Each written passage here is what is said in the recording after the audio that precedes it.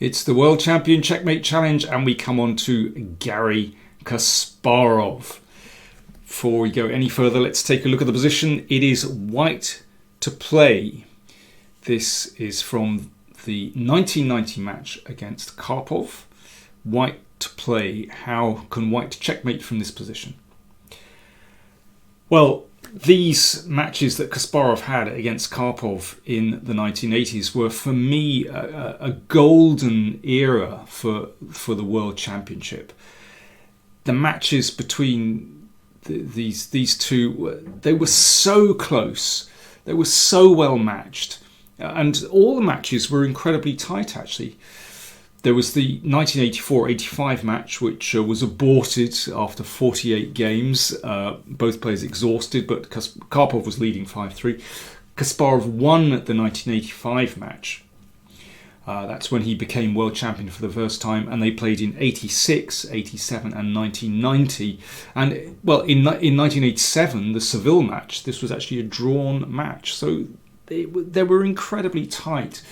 And these matches were also coloured by the political intrigue because of glasnost and perestroika, this new era in the Soviet Union, and Kasparov was identified with this new movement, whereas Karpov was seen as part of the old guard, so that was intriguing as well. But also accusations of skullduggery as well, with Kasparov supposedly firing members of his team, accusing them of spying for Karpov. I mean, incredible stories behind these matches. So intrigue off the board and on it as well, with this really intriguing clash of styles on the chessboard. Although Kasparov said that he learnt an incredible amount from Karpov. You know, he's very open about that. And Kasparov's style actually developed by playing these matches against Karpov. Anyway, let's turn back to this game.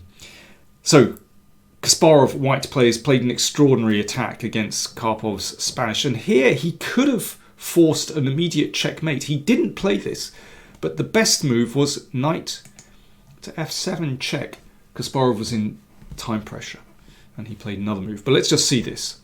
So if the knight is, well, if black doesn't take the knight and moves the king, then white exchanges queens and gives checkmate. Bishop takes bishop.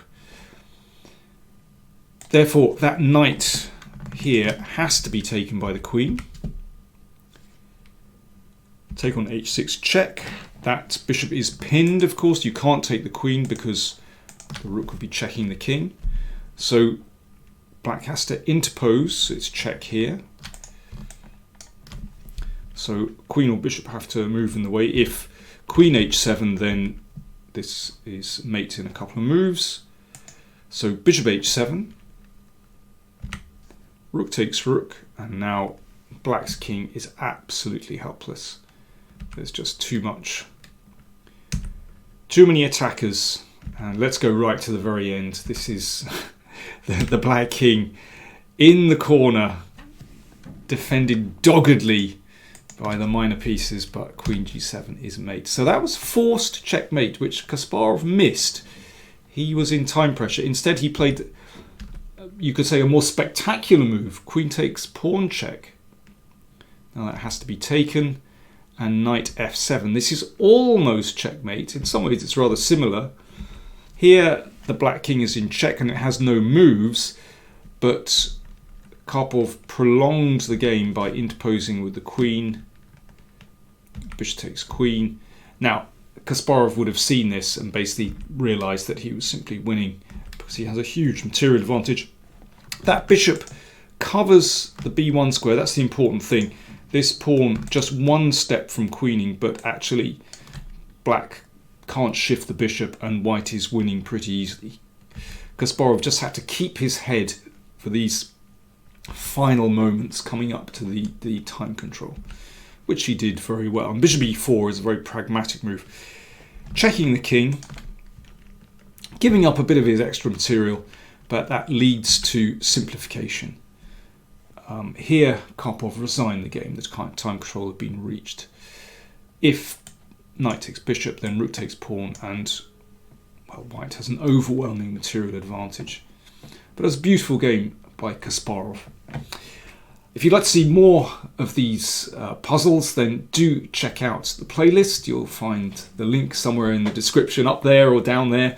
And don't forget, if you're not a subscriber, then click on the subscribe button. It's free to subscribe and you get instant notifications for new videos. And if you want to support us via Patreon or PayPal, then we would be very grateful.